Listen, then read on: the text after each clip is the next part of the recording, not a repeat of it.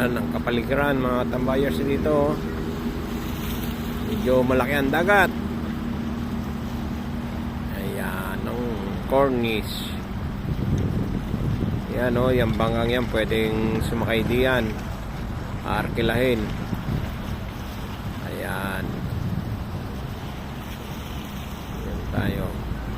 Masarap mag-jogging dito palipas ng oras. Ayan.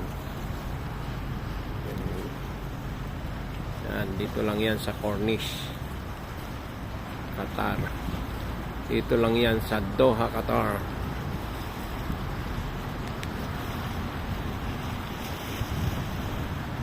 Medyo malaki pa yung tubig ko. Oh. Time check 6:15 in the evening na. Alas 6:15 ng gabi. Maliwanag kasi yung mga